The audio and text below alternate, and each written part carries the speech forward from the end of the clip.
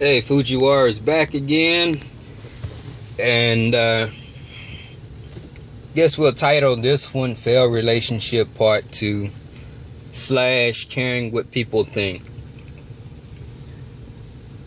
And you can kind of tie this in with the last episode, but this one here really has to do with outsiders, and like I said, caring with what other people think, specifically about the person that you are with. Now, for those who didn't watch the first vid, I'm not your typical black dude, so I don't mix very well with my own culture. I clash with them quite a bit. And going back to the first vid, if you go back and watch it, one of the biggest issues we didn't have a lot of fun together. We did at the beginning, but later on I focused a lot on work. And two, we needed to come up with some fresh ways on how to have fun together. We also needed to come up with ways to save. But this is on her too. She cared a whole lot about what other people thought too. And she had some no good motherfuckers. Yeah, I said it. She had some no good motherfuckers who thought good and bad of me at the same time, who would snicker behind my back, but in front of her. And she didn't really like that. She would be embarrassed of me. And she wouldn't say it to me, but she would be embarrassed to take me out anyway. Especially, one of the things she talked about was group dating. She would be embarrassed to take me anyway because she knew I didn't mix and match too well with those other folk. And that was one of the things that, oddly enough, that was one of the things that attracted her to me to begin with. Oh, you're so different. You're unique. You're not like the other guys. You don't do the same things. It's interesting. The same shit that attracted her to me is the same shit that she's saying is pushing her, not is pushing her away, but has pushed her away to the point where she wants a divorce. In fact, she called me today to see if the job was going to give me to see if they were going to allow me to use those vacation days to cash those in to pay for this divorce. Yeah, she's really rushing that up too, trying to go on and get herself single so she can get back out in the street. But yeah, she would have people, her folks, so-called friends, they would laugh at me, if we went out. And give you a good example of it, it was her 30th birthday. And it was probably the lowest point of our marriage ever. For me anyway. And it was her 30th birthday. And she had it at all the places. It was a club. I hate clubs with a passion. With a passion. They were playing all that loud nigga music. Girls with booty shorts on and all of that crap that I hate being around. The music talking about screwing somebody else's girl and candy paint and all that bullshit. And we had the VIP lounge, which I paid for. And I basically just sat in the VIP lounge all night. Oh yeah, and I paid for the catering, and I paid for the cake, and I paid for fucking everything. And so, like I said, I sat in the VIP lounge all night. And I was in there watching Bleach. And her friends came in. Girl, your husband in there watching cartoons. And they all got up from the table that I was at, because they immediately came in there, because I guess that's what you do. You sit at the table where the host is, because I'm the one hosting the fucking party and feeding those bitches. And they came in there, joked and laughed, sat down with the wife, and the wife kind of like put her head down, like, yeah, that's what he does. He loves watching anime. And they all got up from the table where I was at, and I could hear them continuing and kind of pointing and kind of looking back, and I'm acting like I'm not paying no attention to it. Yeah. That was like the lowest point. And my wife, soon to be ex-wife, of course, she got up and went off with her little bitch friends, and they went over there and had a good time. Mind you, again, the party that I paid for, making $12.55 an hour at the time, a $300 party, that never should have even been happening in the first place. But you know, that's the kind of sacrifices I made to try to make the up fucking ass happy. Anyways,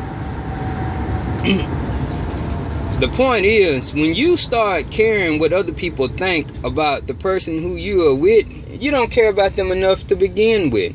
If you got a girl and she's fat and you worried about the homeboy seeing her, then you don't care about her enough. What do you care? You the one who loved the person. They're not sleeping with him.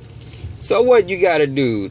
And he black, like crispy black, like the back of somebody's neck black. It don't matter. You love the guy, you love him. Take him out.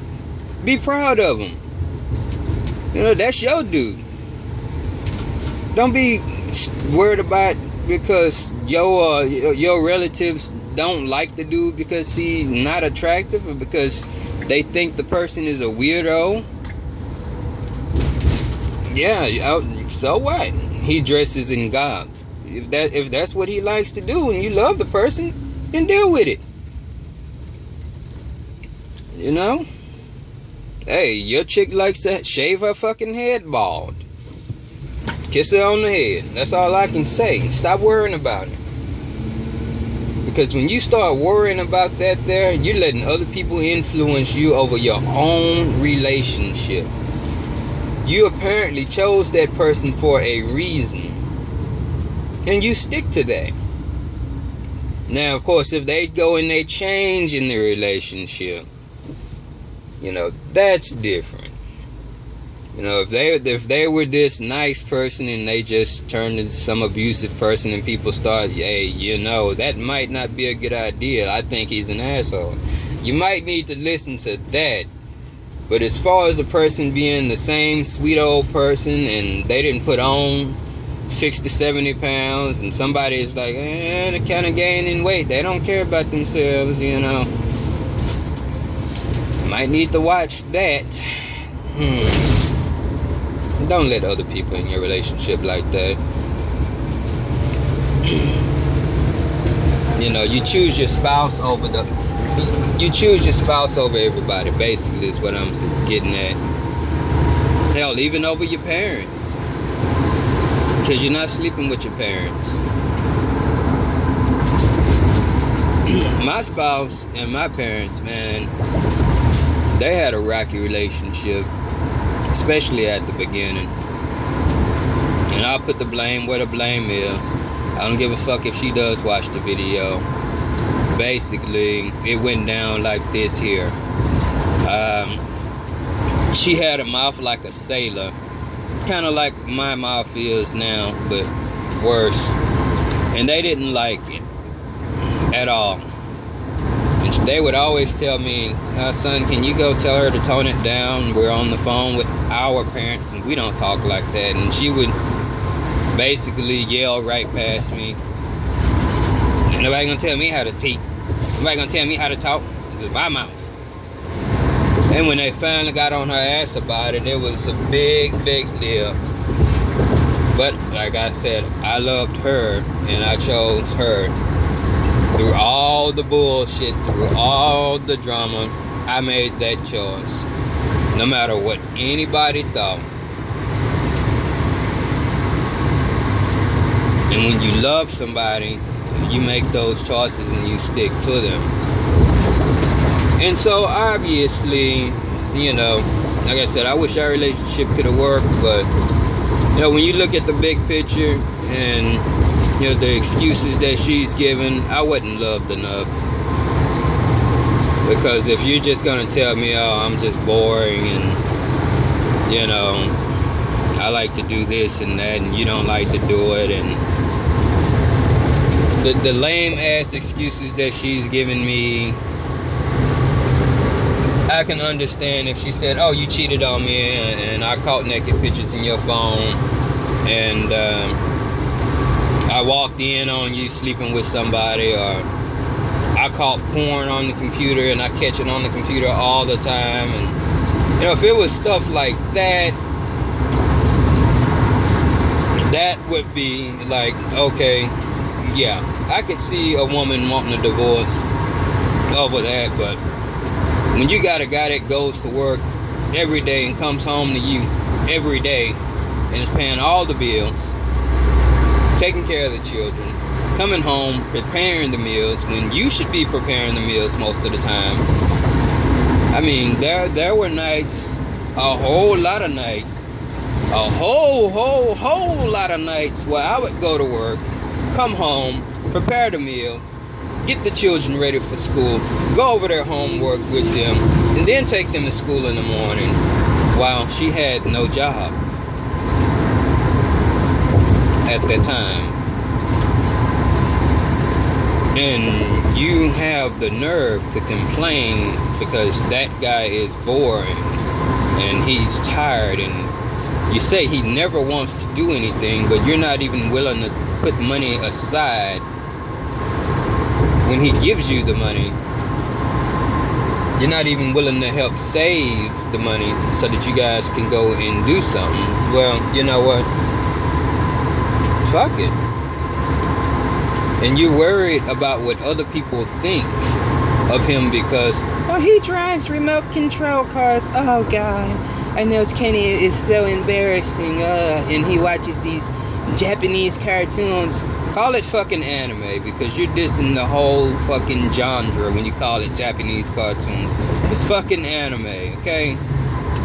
He watches the Japanese cartoons and he plays on his phone and... yeah, whatever. You didn't love me enough to begin with. And yeah, I mean, there are some things that I could have done better too. I'm not perfect. Neither were you. But again, back to the people before I go off and piss myself all the way off today. But I did have this stuff on my mind, and it did need to be said. But again, for you all out there, you got somebody, stop worrying about what other people think. Don't let them in your relationship. Go with your gut instinct. You know, if you feel that something's right, it's probably right.